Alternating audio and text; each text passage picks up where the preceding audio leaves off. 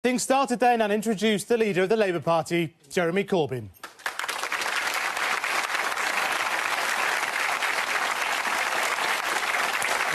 How are you doing? Lovely to see you.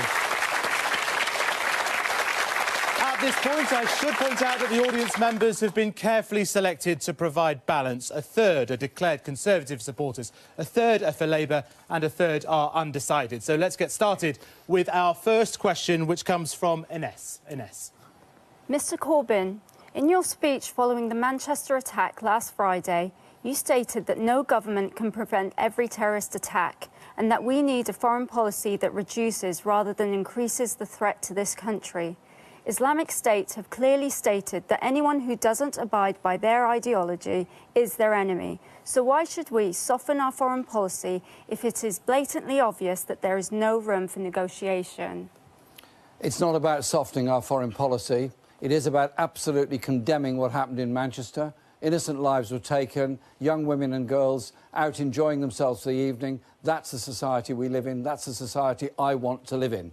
And nobody should be allowed to take that away from anybody. The person who committed it did an appalling and abominable and atrocious act, as did apparently those that were conspiring with him. The police investigation is ongoing. My point was that we have to have a foreign policy around the world that doesn't leave large areas without any effective government, such as in Libya at the present time, which can become a breeding ground of a place of enormous danger to all of us, and indeed any Western country in Europe or in North America. My point was absolute condemnation. My point was that we need more police, not less. That's why we're pledged to provide 10,000 more police on our streets, and that we wanted a foreign policy that didn't leave large areas of the world ungoverned, so that we had a more secure future for all of us. And do not allow this to become an attack on our multicultural society or on the wonderful faith of Islam. This is a perversion of Islam, that what was done in Manchester, as indeed other attacks have been. What we need is a strategy that protects us, but a foreign policy that engages with the rest of the world as well, to bring about a safer world for all of us. I just want to throw that back at Ines. Does that satisfy you? I think it's just, in terms of foreign policy, you know, are you going to look the other way if there's any military intervention that is needed in that area to support the coalition that are fighting IS? Well, the coalitions that are dealing with IS in Syria are complex, and they're sometimes fighting each other as well. My whole point is that we have to cut off the funds for IS, cut off the arms for IS, cut off their publicity as far as we can, but also bring about a peace process in Syria by reconvening the Geneva talks, including all the neighbouring countries as well as Iran, but also bring about a constructive dialogue in Libya so that we don't have huge areas of that country with all its oil wealth underneath it, ungoverned and a prey for this kind of thing. There are desperate people in Libya living in refugee camps. Let's give them something positive and some hope by bringing about stability in that country. It's up to all of us to engage with that, because if there is ungoverned spaces around the world, then actually everybody's under threat. Well, let's move it on. A related question from Callum McNeill. Good evening, Mr Corbyn. The horrific events in Manchester are not the first time this nation has faced terrorism. You and two of your senior colleagues openly supported the IRA. How can we really trust you in stopping terrorism? I wanted dialogue in Northern Ireland during the 1970s and 1980s. I did make contact with Sinn Féin when they were not allowed to travel, their leadership was not allowed to travel to Britain, for example. I wanted there to be a process. And that peace process came about by the actions of people such as John Hume, such as Gerry Adams, such as David Trimble, who eventually brought about the ceasefires with both governments, both the Conservative and later with the Tony Blair-led Labour government. And that brought about the Good Friday Agreement, which respects all the historical traditions of Ireland, which is obviously fundamental to bring about peace. And I think we should all be pleased that we've achieved a great deal through the Good Friday Agreement. And you know what? that Good Friday process, recognising those differences, has become a bit of a model for peace processes around the world, where people who were not talking to each other, worse than that, now travel the world together in order to promote peace and dialogue in the Middle East, in Colombia, and in the past in South Africa. I think we should be pleased about those achievements. Is it worth clarifying for Callum? Did you vote for the Good Friday Agreement? Yes, I did. Absolutely, okay. Absolutely voted. Okay, well, yes. Let's talk about something. I mean, Callum talks about, can we trust you on stopping terrorist threats? Let's talk about something practical. Armed police officers. Do you think there should be fewer? Do you think there should be more? The same? None? I think there should be what is necessary in order to save and protect life. I want to live in a society that is safe and secure. Ideally, nobody wants to see armed police officers anywhere. The reality is, at the moment, they are there and they have been necessary. Just a quick comeback, Callum. With all due respect, Mr. Corbyn, you didn't actually answer my question. You have openly supported the IRA in the past. And I can give you an example. Attending a commemoration for the 8 IRA men who were killed at Loughgall. Now, in your words, it was to honour them. Maybe you can share with the electorate why those IRA men were actually killed. The commemoration I think you're referring to was a meeting I was at in London where there was a period of silence for everyone who had died in Northern Ireland. Mr. Corbyn, the event was actually to commemorate the people who were killed in Loughgall. And the reason they were killed in Loughgall was they were on their way to kill British policemen. And the contribution I made to that meeting was to call for a peace and dialogue process in Northern Ireland. It's only by dialogue and process we brought about the peace in Northern Ireland, and I think that is a good thing, and I think going forward we need to make sure that in the Brexit negotiations there is no return or to any kind of hard border between Northern Ireland and the Republic. OK, thank you, Callum. John Dare. John. Mr. Corbyn, like many voters, I approve of many of the policies in your manifesto. The problem I have is that I don't see you as someone who could effectively run this country. How can you convince me that you're the man for the job? We wrote this manifesto, which I'm glad you approve of, by consensus within the Labour Party and our affiliated groups and organisations, and from the contribution of hundreds of non-affiliated political groups who have very important views to communicate to us. We've put those forward, and in government, we will carry this manifesto out. This manifesto is about investing in our future. It is about investing in our young people for the future so that we don't have supersized classrooms, we don't have massive waiting lists in hospitals, we don't have 1 million people waiting for social care, we don't have thousands of people sleeping on our streets. The choice is quite clearly there. This manifesto, investing for the future, taxing more a bit, for corporation tax and for the very wealthiest, 95% will pay no more, or you can go down the road of continuing austerity, continuing cuts in all areas of public expenditure, and an ever-widening gap between the richest and the poorest in our society. I am very proud of this manifesto, proud to lead this party, and you know what? I'll be very proud to put this manifesto into action by legislation and by government. And I'm looking forward to the chance of doing it. Mr. Corbyn, John's question was actually, he likes the manifesto, but it was your own leadership he was questioning. Could you just address that to John? Well, I'm sure when John and I get to know each other, we'll get along fine, and we'll get to like each other. I'm sure we will. John, people have perceptions about each other. But you know what? In life, I meet lots of people. Some I agree with, some I disagree with, some I profoundly disagree with. But I always want to get to know them, because everybody I meet and everybody you meet knows something we don't know. You should never be so high and mighty you can't listen to somebody else and learn something from them. To me, leadership is as much about using this as using this. OK, Roxanne. Moving on to Roxanne. Where's Roxanne? Roxanne, there we go. Hi, Mr. Corbyn. I'd like to know, for people like myself who voted to leave the European Union and have voted Labour in the past, how are you planning to deal with immigration? The Conservatives have pledged a number. Why won't you? When we leave the European Union, we accept the results of the referendum. It's taken place. It's happened. We accept it. And The priority has to be negotiating tariff-free trade access to the European market to protect jobs in this country. That we will do. It also has to be about the future relationship with Europe, because they are, after all, our very close neighbours.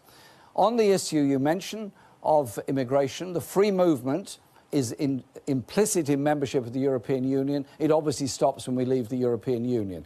In the future, there has to be managed migration, and it has to be based on the needs of this country and our economy and of the rights of family reunion. I'm not going to stand here and put a figure. Our Prime Minister has done that now in the third election running and has got nowhere near meeting that figure. I would say we have to have managed migration, we have to have protection of EU nationals living here, just as much as there should be protection of British nationals, of which there are very many living in other parts of Europe. But we should also remember that if people hadn't migrated to this country, we would have a much worse health service, education system and transport system than we have. The contribution that's made to your living standards and mine by people who have come here is huge. But I'll tell you what will change. We will not allow companies to bring in whole groups of very low-paid workers in order to undercut often fairly low-paid workers in this country, thus destroying their working conditions.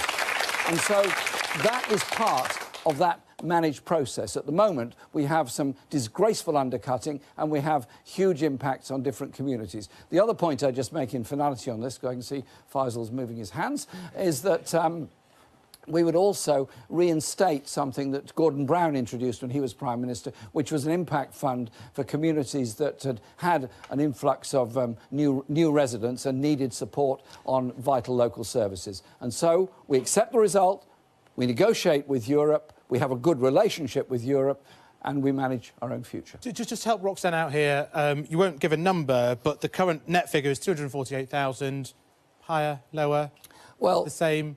I would have thought under a managed migration system, it certainly wouldn't go up anymore. It would probably, but I don't want to be held to this, come down. That's a probability. But I would say we have to recognise that we do have serious skill shortages in this country because we have not invested enough in education and training for a very long time in this country. We need to turn that round. Miranda. Where's Miranda? Miranda. Hi. Hello. Hi, Miranda. How you doing? By contrast, I'm a Remain voter, and I feel that the Labour response to Brexit has been lacklustre. I don't really see a big difference between the Tory and Labour responses, but it's a really big issue for me. Can you tell me why I should vote Labour instead of Lib Dem as part of the 48%? Because we have to accept the reality of the result of the referendum. It happened, it was a democratic choice. More people voted in that than any other recorded vote in our history. And so it's there, it's a decision. That doesn't mean we're leaving the European Union, it doesn't mean we're leaving Europe as a continent. It's still there, obviously, and we're going to have a relationship with it. I've said, and in answer to our friend over there, I said that we would guarantee the rights of European Union nationals in Britain to remain here. And indeed, within days of the referendum, Andy Burnham, who was then our Shadow Home Secretary, proposed that resolution in the House of Commons, and it was in fact carried by a huge majority because the Conservatives chose not to take part. There's going to be a relationship with Europe. Our universities must have a close relationship with Europe. We will defend working rights, such as working time directive, paternal leave, maternity leave, all those very important things we've gained from the European Union. We'll protect those in the future. And we will also remain part of a number of very important agencies, such as policing and intelligence sharing, as well as environmental protocols. It's no good one side of a sea polluting it and the other side not. You've both got to agree not to pollute the sea. You have to work together to achieve things. So what I say to you is, the result is there. It happened. Let's build a sensible, good, tariff-free trade relationship with Europe. Every car that's made in Britain, or most of the cars that are made in Germany, the parts come from both sides of the channel. You could say the same with aircraft. You could say the same with an awful lot of other manufacturing industry. That's going to carry on, and it will have to carry on. Otherwise, we'll destroy our own manufacturing industry. But I'll tell you what we won't do. We won't threaten Europe with turning this country into a sort of corporate tax haven with low tax, low wages and low investment. We want high wage, high investment, growing economy with good relations with our neighbours and indeed, of course, with the rest of the world. Well, on that, Monique. Where's Monique? Good evening, Jeremy. Evening.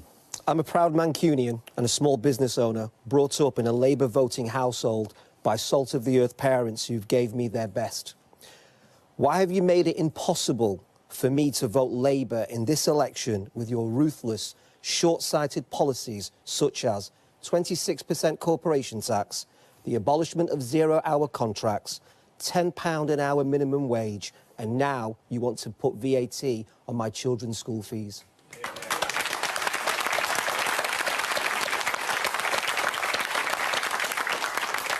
Corporation tax was 28% in 2010.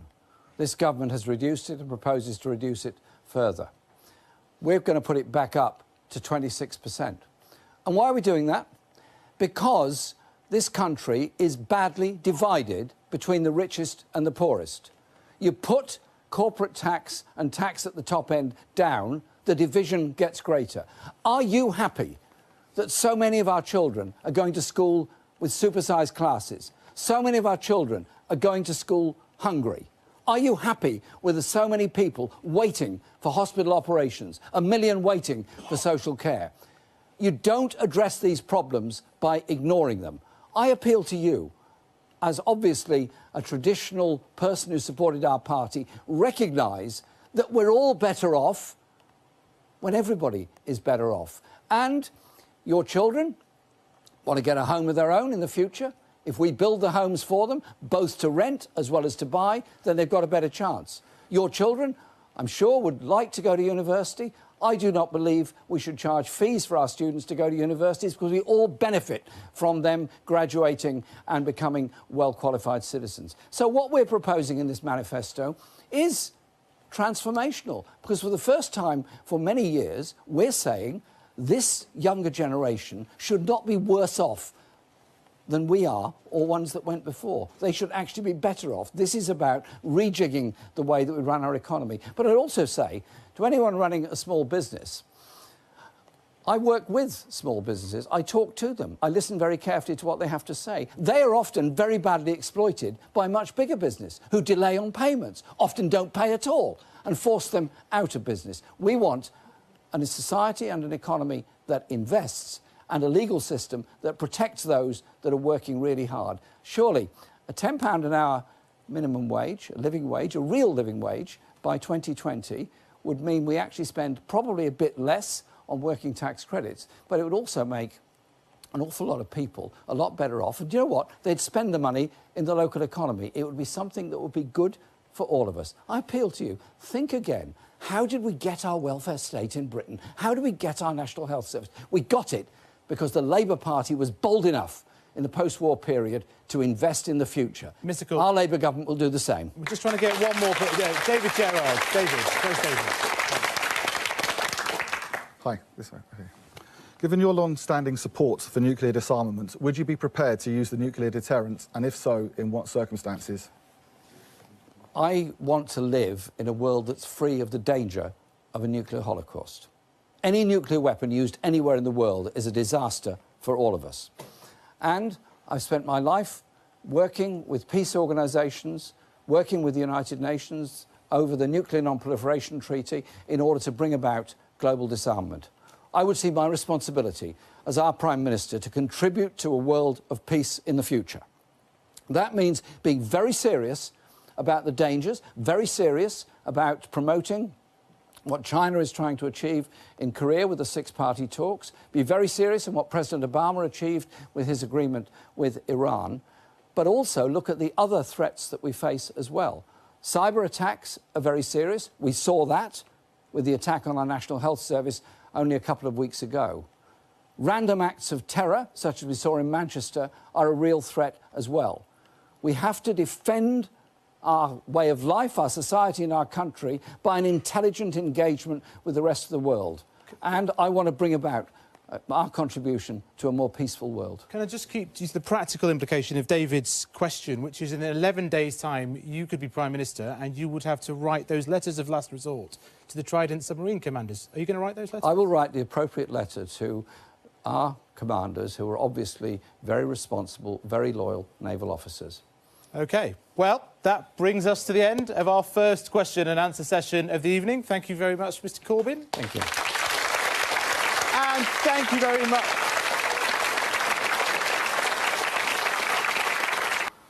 Jeremy Corbyn, in 11 days' time, you might be Prime Minister. People are entitled to know about you, aren't they? Yes. Are you frustrated? I'm looking forward to it as well. Good. Are you frustrated that so many of your core ideas, your basic principles, didn't make it into this manifesto? Oh, come on, this is a really good manifesto. I'm glad you got it, by the way. It's a really good... I've had to read it too. Well, I helped to write it. Yeah, but it doesn't include key things that you believe in, does it? This manifesto is a product of Sure. the views of the Labour Party, You have spent of party conference decisions, and of the views put forward by individuals in the shadow cabinet. But this manifesto You fundamentally... couldn't persuade the cabinet, the shadow cabinet... finish to No. Oh, come on. Couldn't Come on, give us a chance. persuade the shadow cabinet to accept your basic principle, which you have adhered to for the whole of your adult life, that there should be nuclear disarmament. You promise in this to renew Trident. There was a conference decision by the Labour Party, and as the leader of the party, I accept the democracy of our party. And Is that morally right? In answer to the questions put earlier, I made the point that as Prime Minister, I will do all I can to bring about a nuclear-free world, because I'm horrified at the very idea, horrified at the very idea of a nuclear attack. You renew a nuclear weapon. It's there in the Is that morally programme. right? Listen, it's there in our manifesto because our conference voted for it. I have to accept that decision. Do you think wait a minute, it's morally right? Can I finish? Can I finish? What I want to see... I'm asking you what I want to simply, see... do you think it's morally right? What I want to see is a nuclear-free world. Of course, everybody wants to see that. I'm but not, is it not so sure about right? it. I'm not so sure about it. If I'm that's not what so sure you believe, about is that. it morally right to renew a nuclear deterrent? That is the decision that's been taken. We will work for a nuclear-free world. I know we you will don't work answer. through the Nuclear Non-Proliferation Treaty to achieve that. That surely is something well worth doing. A number of your other core beliefs do make it into this manifesto, don't they? About nationalising the Royal Mail, for example, or the railways, or energy companies, or water companies. Why not banks? Well, some of our banks are publicly owned, as it is, actually. You said you have always believed that banks should be publicly owned. Wait. There are some banks that are publicly owned. We will be promoting building societies, cooperatives, and we will be promoting a national investment bank, which won't be a lending bank, it will be an investment bank. No, you believe and that is an important part of it. Public ownership of retail banks. An important part of directing investment in this country. Of the retail banks, RBS is largely publicly owned. There is a public stake in most of the other banks, and that we will keep. I would always favour banks being in public ownership. You said that in 2013. Yes. You do. Well, I did say that. But it doesn't get into the manifesto, does it? Jeremy, what we seem to be struggling with here is an understanding of a process that brings about a manifesto. No. What we're struggling with is dictator. How much this represents what you believe. I am not a dictator who writes things to tell people what to do. This is a product of a process in our party. That's why I was elected leader of our party, to give a voice to the members and those that are affiliated to our party. All right, let's take another aspect of it. You say you'll freeze benefits for 3 years. You will? No, what we've said is we will put £2 billion into the benefit system per year in order That's tax credits. In order to reduce the effects. We will also end the indignity of the... Will you freeze benefits for 3 years then? Benefits will be paid, of course. Benefits will be uprated. Of course they'll be paid. And will be uprated, of course. And there will be... They won't be frozen. And there will be a higher living wage, as I've outlined, which will, of course, mean that those benefits that are paid for people in work, and indeed the majority of benefits go to people in work, not out of work, will probably reduce. I'm asking you whether they'll be frozen. No, they're not going to be frozen because they'll be uprated every year, as they should be. Thank you. What about money for the security services? How can we take that seriously when your shadow chancellor was photographed holding a letter which called for the abolition of MI5, the abolition of Special Branch and the disarming of the police? We've made it very clear. We have made it very clear that we will provide more police. This government has taken 20,000 police officers off our streets. But you don't deny that John McDonnell said all We'll that. put 10,000 more on our streets. We've also said quite clearly How can that we believe that when the shadow chancellor believes in disbanding MI5 the shadow and the Special chancellor, Branch? the shadow chancellor is the one who signed off that pledge in the manifesto. So he says one thing one day and one thing another day. John McDonnell supports the need for more police officers. John McDonnell also accepts... Does he still believe in abolishing MI5? Also accepts the need for the accountability to Parliament of our security services, which is important, but he also accepts, as I do, the need to have security services that do protect us. Manchester is a good example, and I think when all the inquiries have been completed in Manchester, I think we need to look at those needs. So he signs letters which call for the abolition of MI5 and Special Branch and the rest of it, but when it comes to the manifesto, he's perfectly happy to sign off on more police officers and doubtless more money for MI5. What you're going to see with John McDonnell is a chancellor that looks at the needs of the country, looks at the needs of the people of this country and invests in our future, not hands money away in tax relief to big corporations and at the top end of our society. There is nothing in this manifesto about getting rid of the monarchy, which is another thing you believe in, isn't it? Look, there's nothing in there because we're not going to do it. But you do believe in it, don't you? Listen, it's not on anybody's agenda. It's certainly not on my agenda. And do you know what? I had a very nice chat with the Queen. But you don't like her, do you? You don't like what she represents? We got along absolutely fine, perfectly charming. But I don't think she should be brought into political discussion. Any human being anywhere can have a nice conversation with anybody, but you do not believe in the institution of monarchy, do you? Look, I believe in a democracy, and we live in a democracy. We have a titular head of state as the monarch, but without political power. When the Queen's reign comes to an end, should we call stumps on the whole thing then? Call it a day. Look, the law is there, and that's what will prevail. I'm fighting this election, Jeremy, on something very important. Yeah, that is the levels of poverty in our society, the levels of children that are not supported properly in our society. I'm fighting this election. Reflects your beliefs. Jeremy, I'm fighting this election on social justice. I'm fighting this election to give us a stronger economy for the future. There's a whole series of things that you couldn't even persuade your own party to put in the manifesto that you believe in.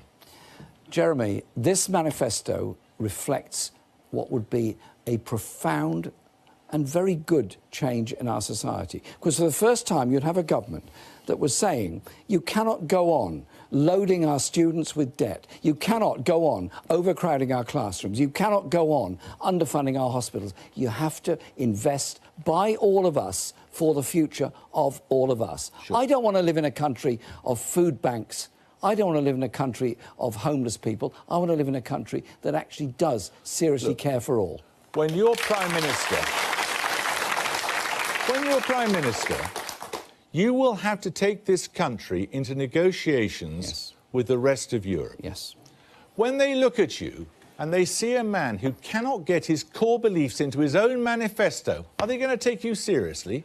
Listen, what they're going to take very seriously is that we would have been elected with a mandate to negotiate a tariff-free trade access to the European market, that we will protect European nationals living here. What they will see is a government that is going to protect the protocols, environmental conditions, workers' rights that we achieved through Europe, and a government that wants a serious relationship with Europe, but respects the result of our referendum in that we're leaving the European Union. You are prepared to contemplate, then, no deal? There's going to be a deal.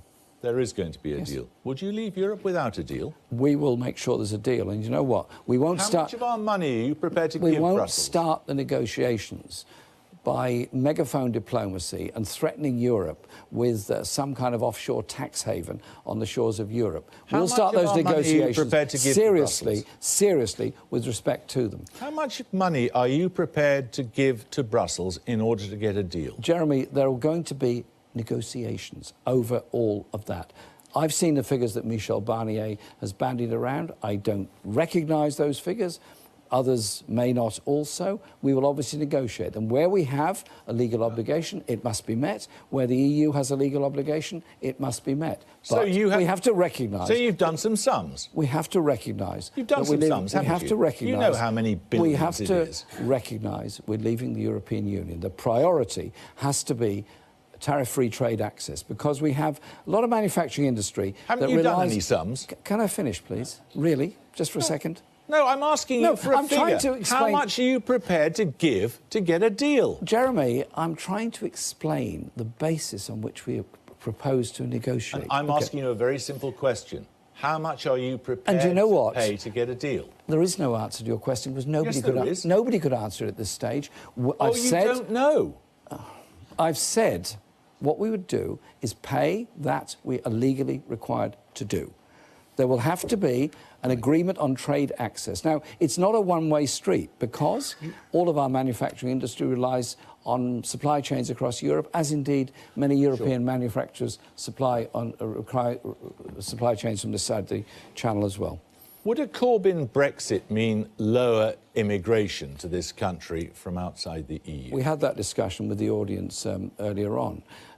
Free movement... You said probably. Free movement ends when we leave the European Union. We will, as I've said... So you're not giving any guarantee on immigration? I've said we'll protect the rights of EU nationals here, and we want the same for British nationals across Europe, because these are people, their families... I'm asking you about immigration. Yeah, and we will stop the undercutting that goes on by importation of low-paid workers. There will be migration of managed...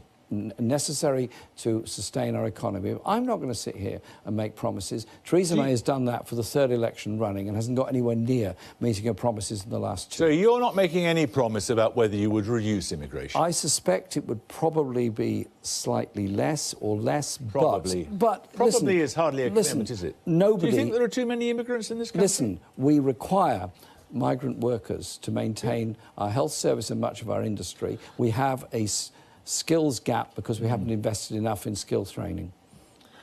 Let's look at the security of the state then.